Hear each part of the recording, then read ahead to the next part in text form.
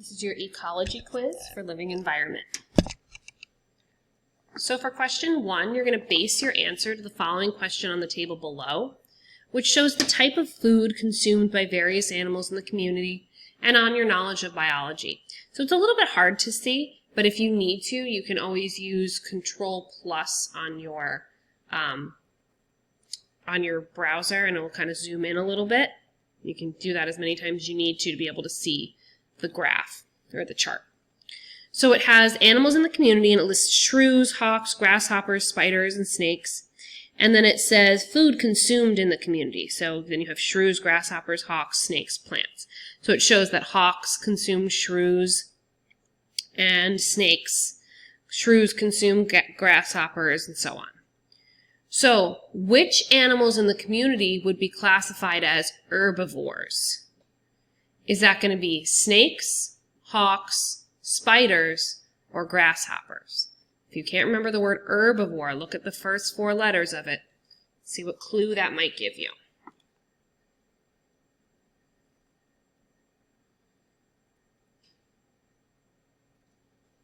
Question number 2. We have a little cartoon here, and it says, I lift, you grab. Was that concept just a little too complex, Carl? And they're picking up an igloo.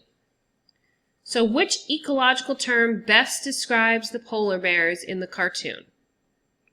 Are they herbivores, parasites, carnivores, or producers?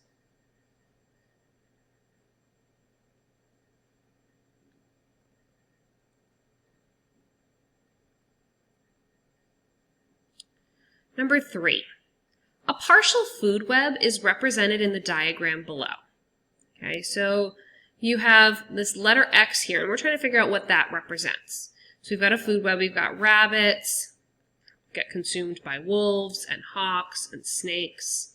And then whatever this X is gets consumed by rabbits, chickens, humans, sheep. So letter X most likely represents what?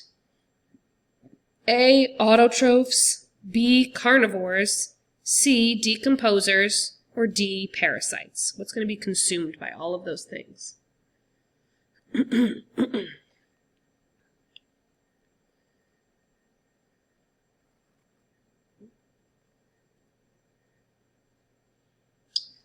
number 4, we've got another food web here. Okay, so it shows you all these different things. And it says 2 of the herbivores represented in the food web are what? Toads and snakes, deer and mice, wolves and raccoons, or grasshoppers and toads.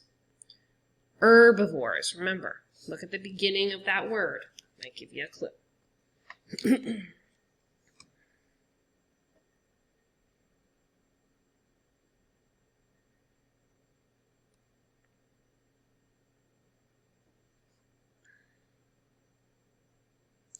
Number 5 says, base your answer to the following question on the diagram below in your knowledge of biology. So we have another food web here, and it says, which organism carries out autotrophic nutrition? Okay, which one of these is an autotroph? A hawk, a cricket, grass, or a deer?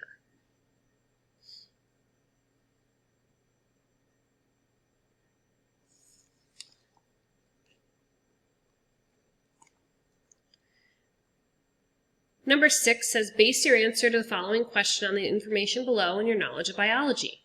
It shows a little food web here, and it says, gardeners sometimes use slug traps to capture and kill slugs. These traps were tested in a garden with a large slug population. Organisms found in the trap after 1 week are shown in the table below.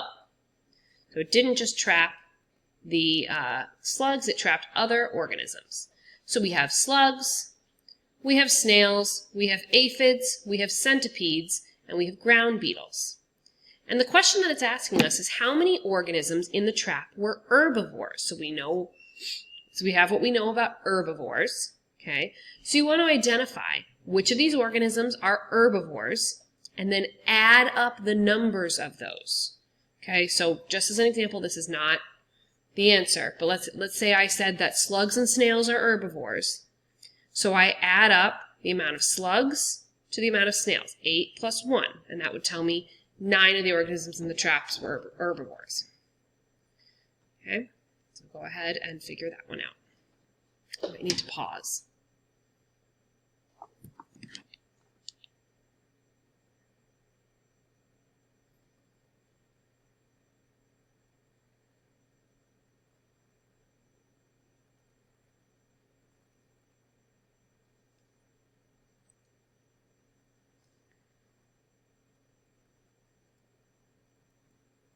Okay, so we've got a big question here. It says, question 7, base your answer to this question on the information below and your knowledge of biology. An ecologist made some observations in a forest ecosystem over a period of several days. Some of the data collected are shown in the table below. So we have observations in a forest environment. So we have the dates down here that these observations were made. We have observed feeding relationships, and then we have ecosystem observations. So here are observed, so on 6.2 it says they observed a white-tailed deer feeding on maple tree leaves. And then a woodpecker feeding on insects and a salamander feeding on insects as well. They also observed they got 2 centimeters of rain in 24 hours. On the 5th, they saw fungus growing on a maple tree and insects feeding on oak trees. They also saw several examples of sedimentary rock. On the 8th, they said a woodpecker was feeding on insects and a red-tailed hawk was feeding on a chipmunk. So they said that day the air contained 20.9% oxygen. And on the 11th, a chipmunk was feeding on insects, an insect was feeding on maple tree leaves, and a chipmunk was feeding on a small salamander. And they said that they also observed that the soil contains phosphorus. Okay, you can kind of ignore most of this stuff. Because it then says, on the diagram below, complete the food web by placing the names of all of the organisms in the correct locations. Okay, so you want to go through and figure out what your organisms are. We've got a white-tailed deer, woodpecker, salamander, fungus, insects. So fungus is already on here. Insects.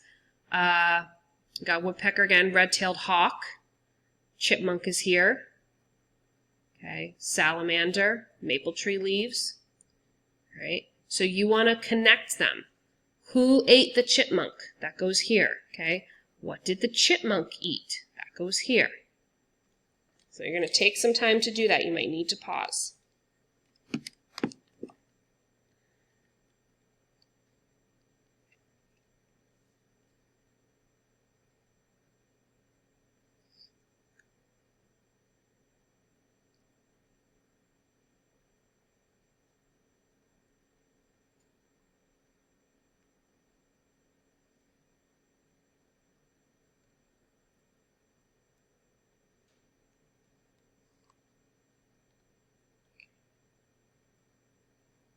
Number 8. Which sequence shows a correct pathway for the flow of energy in a food chain? Okay, so it should go from the thing, every arrow should be pointing to it is eaten by. So bacteria is eaten by grass, which is eaten by a fox, which is eaten by an owl. Or grass is eaten by a grasshopper, which is eaten by a frog, which is eaten by a snake. Or fungi is eaten by a beetle, which is eaten by algae, which is eaten by a mouse. Or algae is eaten by a snake, which is eaten by a duck deer. Which would be the correct order of things.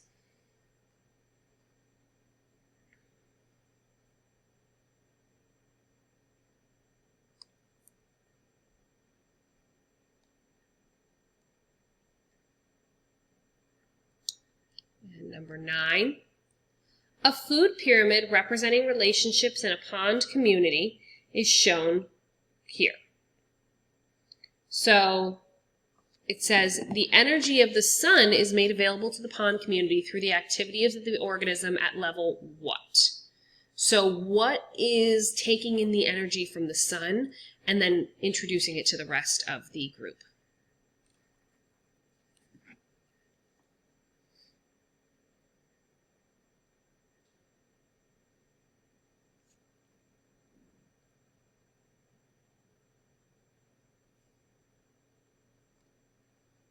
Number 10, it says a pond ecosystem is represented in this diagram.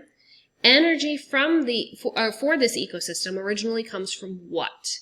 Where does the energy start? Does it come from water, consumers, sunlight, or plants? Where's that energy originally coming from?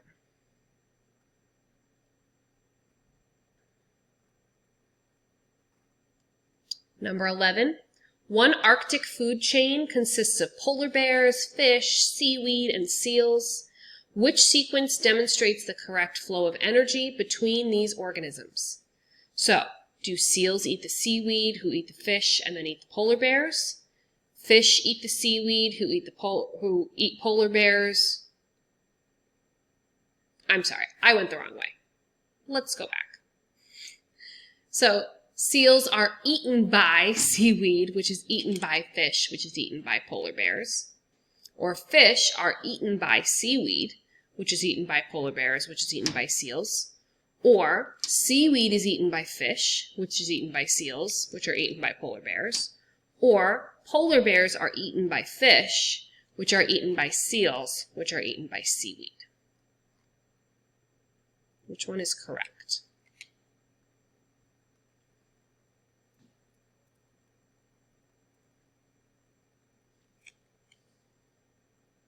Number 12. Base your answer to the following question on the information below and your knowledge of biology. Analysis of a sample taken from a pond showed variety in both number and type of organism present. The data collected are shown in the table below. So we have the type of organism and then we have the number present. So there's 2 bass, 40 frogs, thousands of phytoplankton, and hundreds of insect larvae. If the frogs feed on insect larvae, what is the role of the frogs in this pond ecosystem? Are they herbivores, parasites, consumers, or hosts?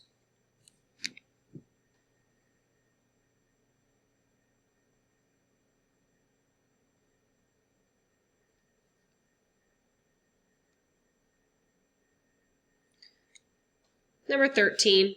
An environment can support only as many organisms as the available energy, minerals, and oxygen will allow. Which term is best described by this statement? Is that the A, biological feedback, B, carrying capacity, C, homeostatic control, or D, biological diversity?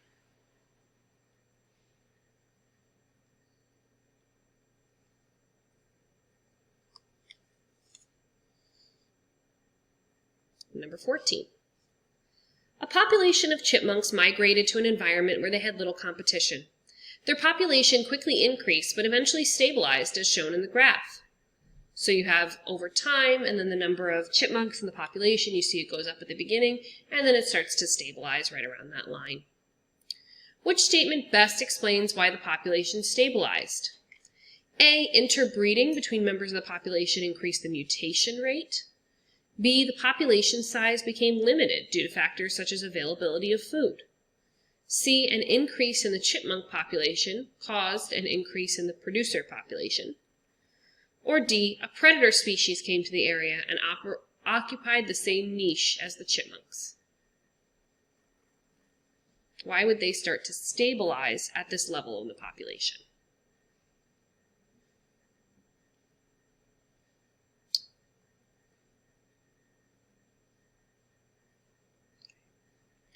Number 15, kind of a big question here. So it says a biology student performed an experiment to determine which of 2 species of single-celled organisms would survive best when cultured together in a certain environment. The student placed 10 organisms of each species in a large test tube. Throughout the experiment, the test tube was maintained at 30 degrees Celsius. After the test tube was set up, the population of each species was determined each day for 5 days. The data collected are shown in the data table below. So you have your data table. Okay, so it shows the population of each species in the test tube. On day 1, you had 10 of A, 10 of B. Day 2, you had 16 of A, 16 of B. Okay, and then you can see that species A keeps growing, species B goes down. So, Using the information on this data table, construct a line graph on the grid below following the directions. So you want to take this information, okay? We're going to label on the bottom the days. So you might want to leave yourself some space, so like every 2 spaces you can do it, because you would do 1, 2, 3, 4, 5, right? And then the population. And my suggestion, let me take a peek at this. 2, 4, 6, 8. No, you need more than that. You would need to do 5, 10, 15, 20, 25, 30, 35, 40, 45, 50, 55, 60. Yeah, you need to do it by 5s. Okay. And then my suggestion here is, if you're doing this in Kami and you're not doing it on a piece of paper, is I would just make species A one color, maybe like purple or something, and then species B a different color, and just like circle or mark that those are going to be those colors. That way you don't have to deal with these shapes. I think that would be fine. So like I might say species A is purple, I'll graph species A, boom, boom, boom, boom, boom, boom, and then I'll switch to blue and graph species B, and that way you can really see the difference. So you're definitely going to need to pause this video. Remember, you might want to do every 2 spaces is 1 down here. So 1, 2, 3, 4, 5. And then with the population, you would want to do 5, 10. You used to mark every 10. 10, 20, 30, 40, 50, 60. Or, yeah, 60. Okay. So pause and come back to me.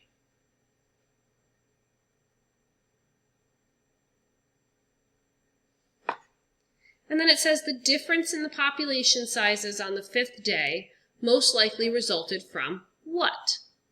A, temperature changes, B, variations in light intensity, C, competition between the 2 species, or D, the buildup of nitrogen gas.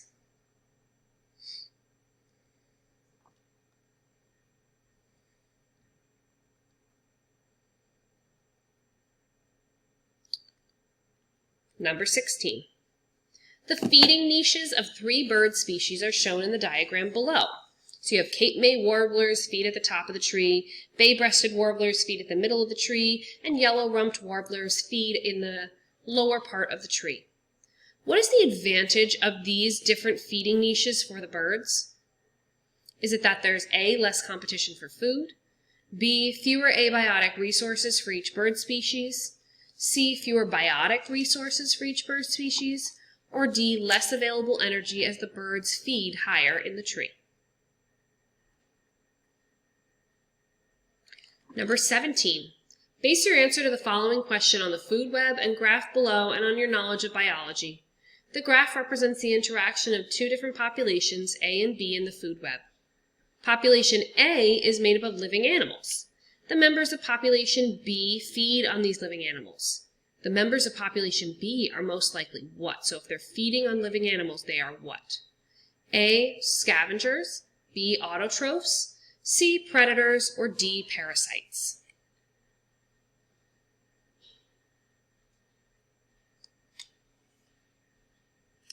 Number 18. Monocytes is an organism that feeds on the sperm cells of earthworms.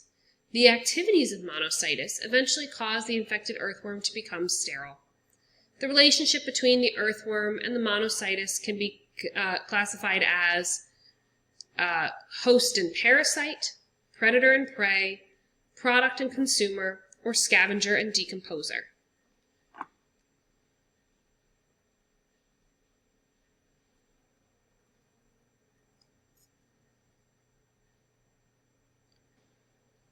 Number 19. Deer ticks are responsible for spreading Lyme disease. This organism, which feeds on the blood of warm-blooded organisms like mice, deer, and humans, is best described as a what? A predator, a scavenger, a parasite, or a host? The tick is a what?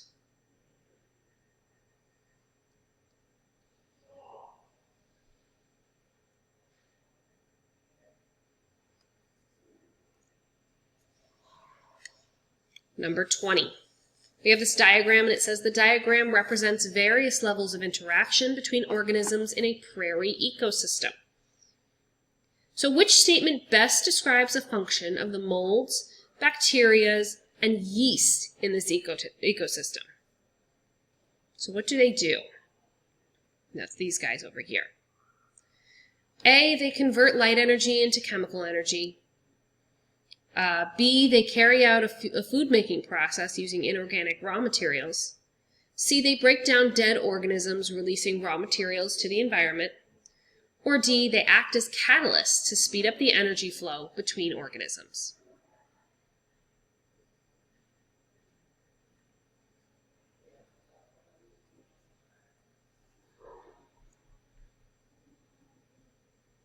And number 21.